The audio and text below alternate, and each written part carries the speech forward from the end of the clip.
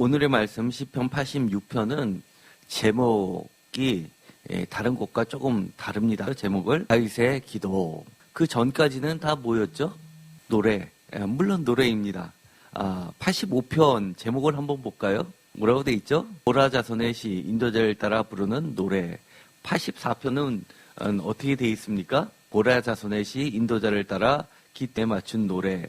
87편 한번 볼까요? 고라 자손의 시, 곧 노래. 이런 걸로 보면 사실은 이 86편도 고라 자손일 것 같은데 중간에 다윗의 기도가 끼어 있다는 게 이 86편의 특징이기도 합니다. 편 전체에서 중요한 특징 중에 하나가 모세오경 구조로 시편을 구성하고 있는데 이 다윗의 시도 크게 묶음으로 치면 오경 구조를 갖고 있다는 것을 시편 1편을 할 때 시편 구조에서 말씀을 드린 바가 있습니다. 비록 한 절이 끼어 들어갔지만 이것으로 인해서 크게 다윗의 기도 묶음이 오경 구조를 맞추고 있기 때문에 한 절이지만 굉장히 중요합니다. 이 다윗의 기도라고 하는 이 86편을 보면 하나님에 대한 생각이 다름을 알 수 있습니다. 다윗의 시라고 할 정도로 굉장히 그 역사성이 깊은 것들이 포함되어 있습니다.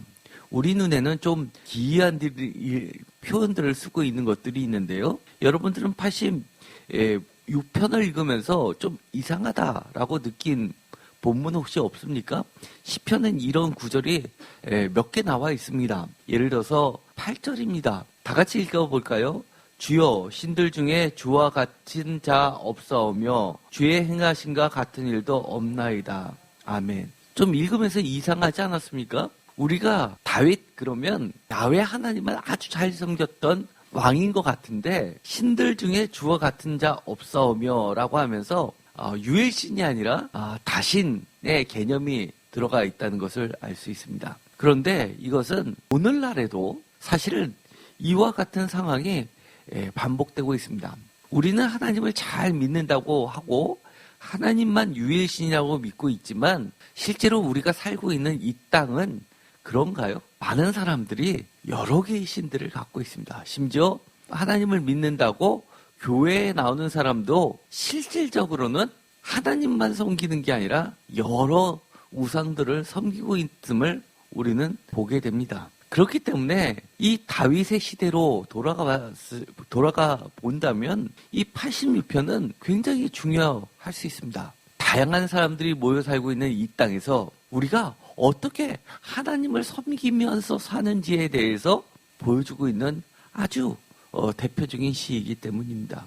각자 나름대로의 신들을 갖고 있고 각자 자기의 중요한 결정을 할 때 지표로 삼고 있는 것들이 많이 있습니다. 심지어 하나님을 섬긴다고 하면서도 하나님의 뜻보다는 데이터나 자기의 경험이나 아니면 실력 아니면 조직, 돈 여러 가지들을 사실 신들처럼 섬기고 있는 사람들이 많기 때문입니다. 다윗을 끼고 있는 여러 주변 국가는 그야말로 각자 자기들의 신들을 섬겨왔습니다. 그 신들 중에서 전쟁은 국가와 국가 간의 싸움이 아니라 신들의 싸움이었고 다윗은 끊임없이 하나님, 야훼 신만이 참 신이라는 것을 여러 신들 중에서 주와 같은 신은 없다라는 것을 평생에 걸쳐서 증명하고 또 입증하려고 노력했던 신실한 하나님의 종이었던 것이 분명합니다. 그 여러 가지 내용들은 사무엘 상하에 아주 자세하게 기록되어 있고 심지어 열왕기 상하, 역대기 상하를 보면 이 다윗이 해왔던 여러 가지 행동들과 결정들이 많은 부분이 미흡함에도 불구하고 대표적으로 하나님을 어떻게 섬기는지 표본으로 삼고 있다는 것을 보여주고 있습니다. 다윗은 오늘 시를 보면 이런 말을 하고 있습니다. 다윗이 설마 이런 말을 했을까? 라고 할 정도의 말이 들어가 있습니다. 16절입니다. 내게로 돌이키사 내게 은혜를 베푸소서 주의 종에게 힘을 주시고 주의 여종의 아들을 구원하소서. 사실 이 구절은 우리가 전에도 논했던 말이기도 합니다. 여종의 아들이라는 표현은 혹시 기억나십니까? 주의 종이라고 해도 될 텐데 굳이 여종의 아들이라는 표현을 썼다는 것에 대해서 제가 설명을 해 드린 적이 있습니다. 시편에서는 딱 2번 나오게 됩니다. 매우 독특한 표현인데요. 여종의 아들이라고 하는 구체적인 이유, 시편 116편 16절을 할 때 제가 한 적이 있습니다. 여호와여 나는 진실로 주의 종이요 주의 여종의 아들 곧 주의 종이라 주께서 나의 결박을 푸셨나이다 할 때 했었던 말씀입니다. 여기서도 주의 종이라는 말과 함께 더 나아가서 주의 여종의 아들이라고 이야기합니다. 주의 여종은 아들이라고 하는 것은 그야말로 낮고 낮은 천한 자를 나타낼 때 쓰는 표현입니다. 그리고 또 아무런 도움이 어떠한 도움의 손길을 기대할 수 없는 절박한 사람을 이야기할 때 씁니다. 왜냐하면 여종의 아들은 철저하게 종의 주인에게 귀속된 자이기 때문입니다. 그래서 제가 이스라엘 법에는 히브리인들이 여러 가지 채무의 종이 되었을 때는 시절이 되면 다 자유인이 되었습니다. 그런데 자유인이 되지 못하는 사람이 있습니다. 예를 들어서 자유인이 될 때 이 주인은 여러 가지 품삯까지 그동안 지불하지 않았던 품삯까지 해서 그 사람이 완전한 자유인으로 살 수 있게끔 돌려보내는데 그것은 남종에게 해당이 됩니다. 그 남종이 종으로 팔려갈 때 부인과 자녀를 같이 동반해서 갔다 그러면 그 사람은 다시 나갈 때 가족과 함께 나갈 수 있습니다. 그런데 청년 때 혼자 어릴 때 종으로 팔려갔습니다. 그런데 성장해서 주인이 주인의 여종을 그 남종에게 주고 결혼을 하게 해서 만약에 자식을 낳았다라고 하면 신년이 돼서 자유인이 된다 하더라도 이 종은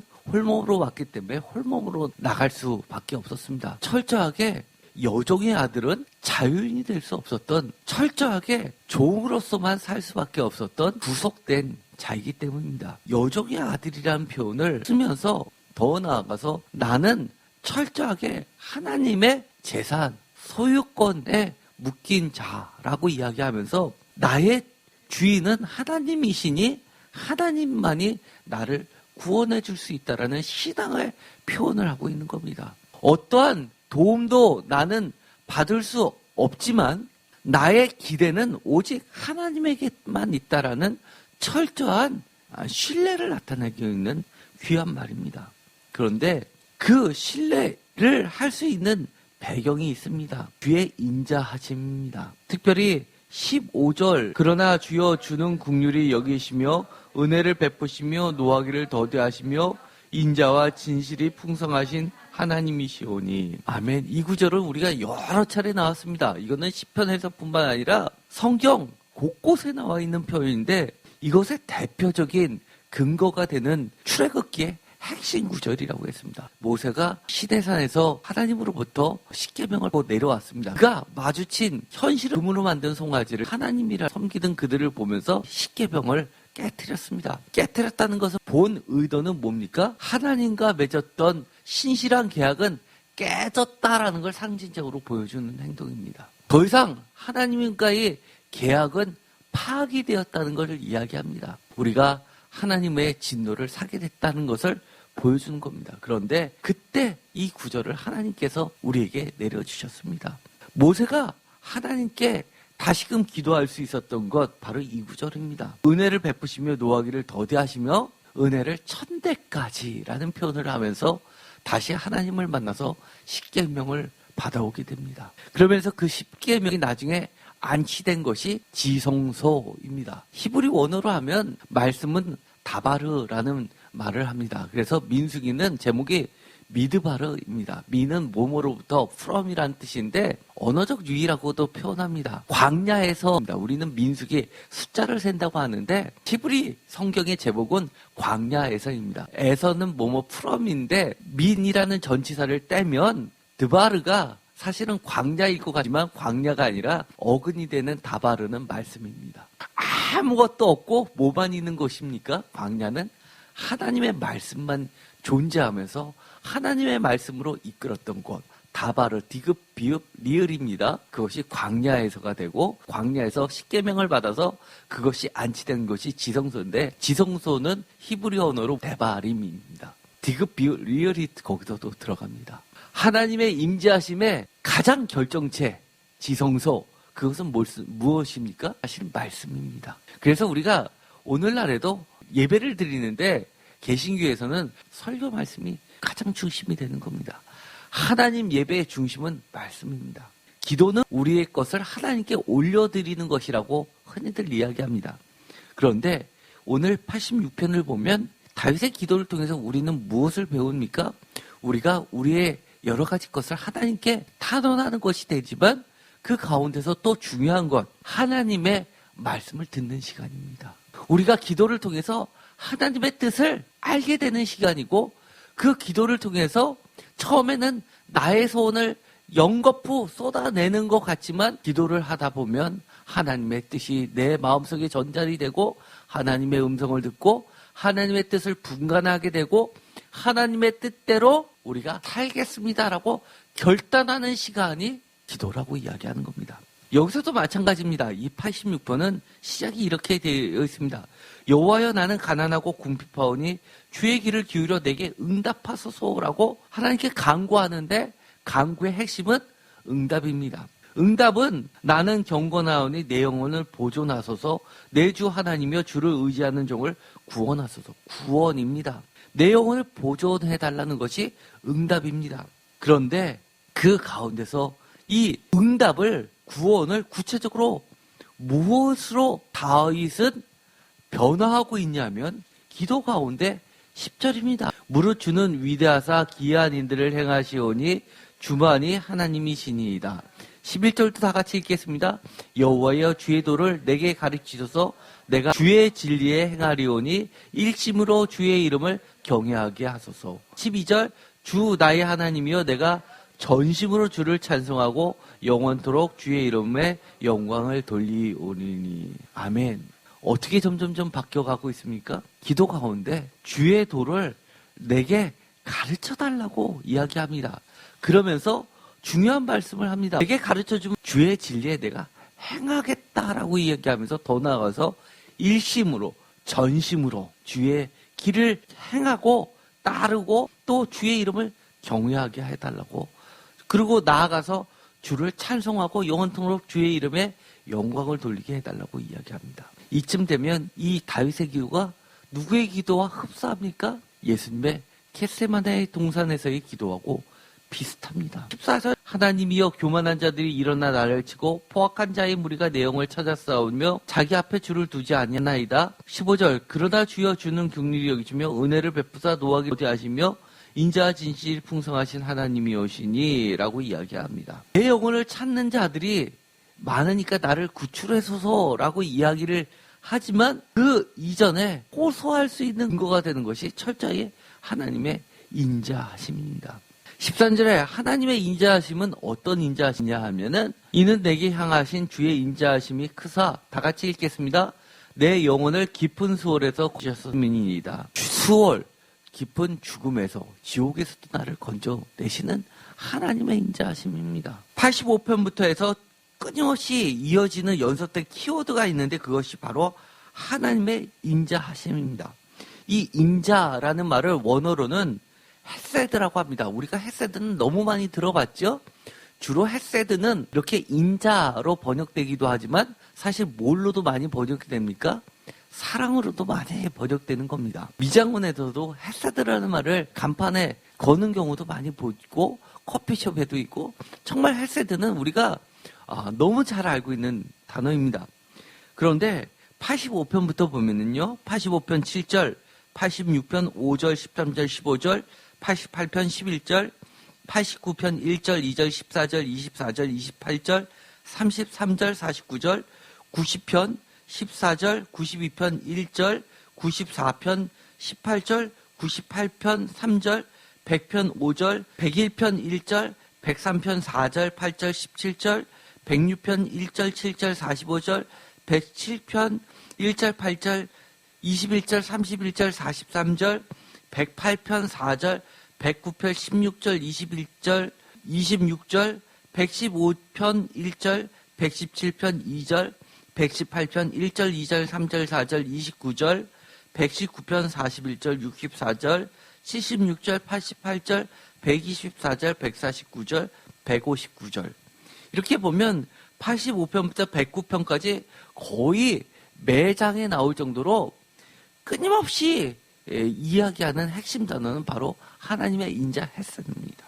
그런데 85편부터 쭉 이어지는 인자하고 관련돼서 제일 많이 인자와 같이 나오는 단어가 있습니다. 그것이 바로 구원입니다.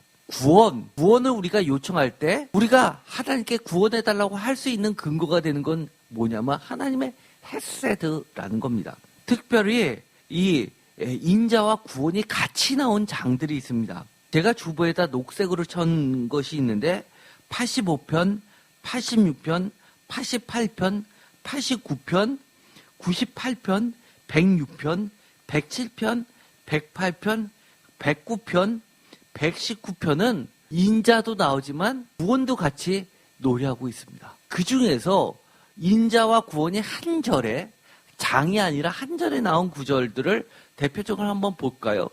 85편 7절, 여호와여 주의 인자하심을 우리에게 보이시며 주의 구원을 우리에게 주소서. 98편 3절도 다 같이 읽겠습니다. 그가 이스라엘 집에 베푸신 인자와 성실을 기억하셨으므로 땅끝까지 이르는 모든 것이 우리 하나님의 구원을 보았도다. 119편 41절입니다. 여호와의 주의 말씀대로 주의 인자하심과 주의 구원을 내게 임하게 하소서. 구원과 인자하심은 같이 나오는 단어입니다. 그 이야기는 포로 후기에 가면 그들이 유대인이 갖고 있는 생각이 어떻게 분명하게 자리를 잡냐 하면 자기 자신들이 구원을 받았다라고 하는 것이 자신의 행위로 구원을 받았다라고 하는 것이 아니라 뭐로 구원을 받았다고 인정하게 되었냐면 구원은 하나님의 인자, 하나님의 헤세드, 하나님의 사랑의 결과물이라는 겁니다. 85편을 볼 때 포로된 자들에게 돌아오게 해달라고 하면서 그들이 하나님의 인자를 85편 7절에 이야기합니다. 그런데 이 85편의 노래를 할 때는 이미 포로 귀한 공동체들이었습니다. 이것의 가장 대표적인 배경은 학개서나 말라기라고 이야기했습니다. 이미 포로에서 돌아왔습니다. 그런데도 불구하고 그들이 포로됨에서 돌아온 것이 구원이 아니라 뭐가 구원이라고 노래한다고 이야기했습니까? 12절에 있는 것처럼 하나님께서 좋은 것을 주시면서 그 산물을 내는데 13절 의가 주의 앞에 가며 주의 길을 닦는 때 10절에 이야기하는 것처럼 인애와 진리가 같이 만나고 의와 화평이 서로 입맞추며 진리는 땅에서 솟아나고 의는 하늘에서 굽어보는 것, 그것이 온전한 구원이라고 노래하는 겁니다. 여기서 12절에 이야기하는 건 좋은 것이라는 것은 토브라는 것은 복으로도 많이 번역이 됐습니다. 86편도 달라지지 않았습니다. 다윗의 기도라고 하면 이 포로 귀한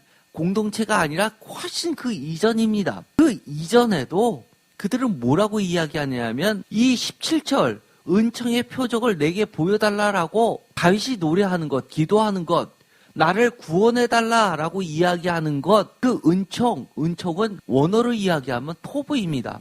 여호와께서 좋은 것을 내리신다라는 이 좋은 것하고 똑같은 겁니다. 좋은 것의 표적이라는 것이 85편의 표현을 빌리자면 좋은 것의 산물입니다. 은총의 표적이라는 것은 표적은 대표적으로 출애굽기에 표적과 기사할 때 나오는 표적입니다. 좋은 것의 증거, 복의 산물, 이 모든 것은 다 뭐라는 겁니까? 구원인데 구원은 결국 뭐라는 겁니까? 하나님의 인자하심의 결과물이라는 겁니다. 그것은 어느 때부터 시작되었다는 겁니까? 출애굽 때도 그랬다는 겁니다. 출애굽을 하게 된 것은 자기네들이 하나님을 잘 섬겨서 아니라 하나님의 철저한 은혜, 은총, 인자하심이라는 겁니다. 그럼에도 불구하고 우리가 구원받은 우리가 하나님의 은혜를 저버리고 우리 마음대로 살아간다면 그것은 여전히 무엇이라는 겁니까? 구원받지 못했다라고 이야기하는 겁니다. 그들의 행위는 구원의 응답이다라고 이야기하는 겁니다. 구원받은 자가 하나님께 하나님 제가 하나님의 은혜로 하나님의 인자하심으로 구원받은 것을 찬양드립니다라는 표식이라는 겁니다. 이것은 매우 중요합니다. 웨슬리가 감리교가 장로교보다 더 낫다라고 하는 것은 장로교, 칼빈이 주장하는 여러 가지 규정, 규례들보다 웨슬리가 많은 신학자들이 공동적으로 이야기하는 게 은혜의 자리로 돌려놓았다는 겁니다. 은혜라는 것은 칼빈보다도 웨슬리가 훨씬 더 잘 중심에 놓고 신학적으로도 잘 정리를 했다고 보는 겁니다. 그래서 감리교는 한마디로 은혜의 종교입니다. 은혜를 입은 자들이 어떻게 되냐라는 것은 우리가 85편을 이야기할 때 이미 여러 가지를 이야기했습니다. 하나님의 인자, 헤세드 하심에 근거한 참된 회복의 결과가 바로 회복입니다. 하나님의 복주심입니다. 그런데 대표적으로 잘못된 설교, 11조 이런 거 제가 말씀을 드렸었죠. 지난 수요일날.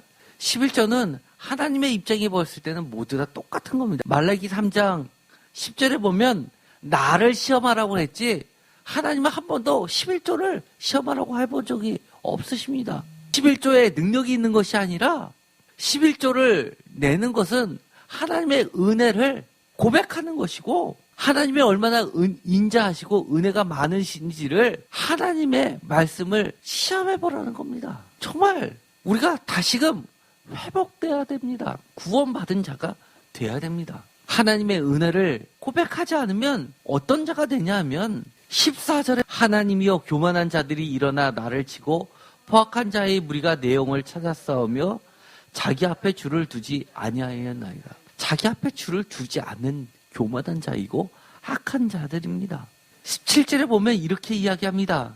다 같이 읽겠습니다. 은총의 표적을 내게 보이소서. 그러면 나를 미워하는 그들이 보고 부끄러워하리니 여호와여 주는 나를 돕고 위로하시는 이신이다. 도대체 기독교가 더 이상은 부끄러움을 모르는 자아도취 종교 집단이 되어버리고 말았습니다. 우리는 다시금 스월 지옥에서 구원받아야 되는데 부끄러움으로 아는 것으로 회복돼야 됩니다. 구원받아야 될 것들이 너무 많이 있습니다.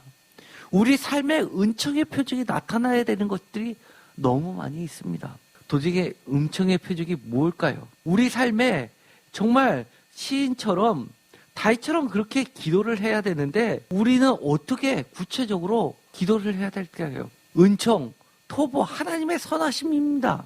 우리 삶에 하나님의 선하심이 드러나면 다른 사람들도 우리처럼 되려고 하나님의 선하심을 보고 사모해야 됩니다. 그러려면 어떻게 해야 됩니까? 예를 들어서요.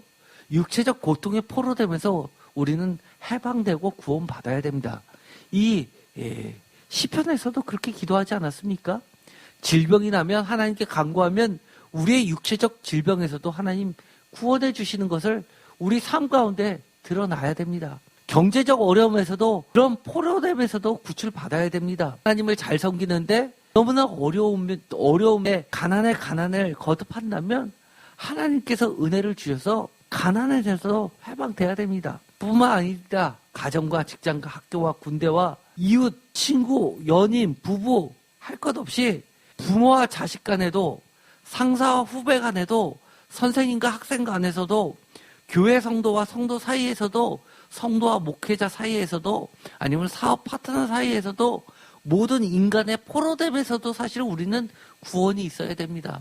여러 갈등에서도 구원받아야 됩니다. 정말 하나님을 잘 믿는 사람들이 뭔가 묶여지면서 해방돼야 됩니다. 그렇다고 오늘 시인이 이야기하는 것처럼 부끄러움을 모르는 사람들과도 해방될 필요까지는 없습니다. 우리 똑바로 알아야 됩니다. 우리의 여러 가지 포로됨에서 하나님께서 여종의 아들을 구원해 주듯이 사람이 우리를 구원해 주는 것이 아니라 힘 있는 자들이 구원을 해주는 것이 아니라 하나님이 구원해 주시는 것을 그들이 느껴서 봄으로써 그들이 부끄러워해서 하나님께 영광을 돌리게 만들어야 되는 겁니다. 하나님께서 정말 교회는 세워주십니다.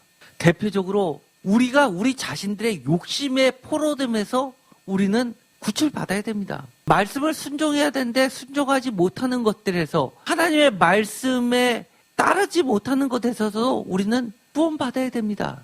매일 아침 일찍 일어나면 눈을 뜨면 하나님께 감사 기도해야 되는데 감사 기도하지 못하는 것, 그런 것들에서도 우리가 작지만 구출받아야 됩니다. 오늘 결단하셔서 자기 전에도 기도하시고 잘 뜨고 일어나면 제일 먼저 하나님 감사합니다 라고 짧게라도 하십시오. 오늘도 하나님으로부터 받았던 여러 가지 은혜를, 사랑을 사람들한테 고백하지 못하는 것, 부끄러워서 고백하지 못한다면 하나님도 우리를 부끄러워하시지 않으시겠습니까? 그런 부끄러워하는 것에서도 우리 사실은 구출받아야 됩니다. 예수님이 그렇게 하셨습니다. 그래서 은총의 표적의 대표적인 사건이 뭐냐면 십자가와 부활의 사건입니다. 십자가 너무 거창합니까?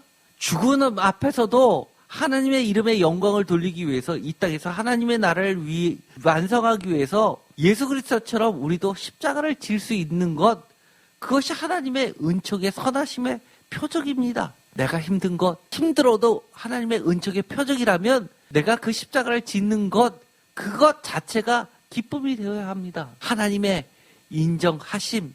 그래, 내가 지금 조금 힘들어도 하늘나라 가서는 하나님께서 그래, 그것이 바로 네가 십자가를 지었어. 그러나 너 혼자 진 게 아니라 내가 옆에서 같이 너의 십자가를 지어줬단다 라고 해주실 겁니다. 내가 하나님의 십자가를 질 때 죽을 정도로 힘들었습니까? 그렇다면 하나님께서 부활의 은총을 주실 겁니다. 내가 죽고 완전히 새로운 존재, 그리스도인으로, 참된 그리스도인으로 오늘을 살아가는 것, 힘들지만 죽자 살자 살아내는 것, 버티는 것, 말씀 그대로 살았다는 것을 끝까지 붙잡는 것, 이런 것들도 사실 하나님의 은총의 표적입니다. 우리가 아예 의지만 가지고는 사실 하나님의 말씀대로 살아가기가 너무 힘듭니다. 그러나 하나님께서 선하신 은총의 표적을 내게 보여달라고 기도하시면 내가 하나씩 하나님의 말씀대로 살아낼 수가 있습니다. 우리 가족을 위해서 기도하시죠? 구원받기 위해서 기도하시죠? 어떨 때는 어떻습니까? 내가 저 인간을 위해서 진짜 2번 다시 기도하나 보자, 이런 마음 드시죠?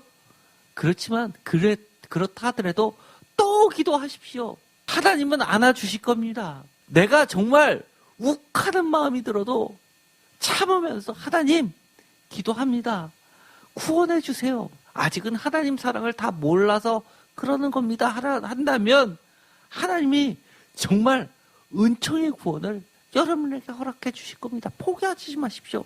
하나님이 포기하기 전까지 여러분 포기하지 마십시오. 힘들지만 그리스도인의 존재로 무시당하지만 그래도 그렇게 살아내는 것 자체가 하나님의 은총의 표적입니다. 오늘도 하나님의 은총이 여러분의 삶 가운데서 날마다 있게 되기를, 그리고 기도 가운데 다시 한번 여러분 마음속에 확신이 들기를 간절히 소망합니다. 기도하고 마치기로 하겠습니다. 하나님 감사합니다. 오늘도 죽기 힘들 정도로 산다 하더라도 하나님 선하심의 은총의 표적을 우리에게 허락하여 주시옵소서. 하나님을 앞에 두지 않는 자들처럼 우리가 살지 않고 다윗의 기도처럼 살게 하여 주옵소서.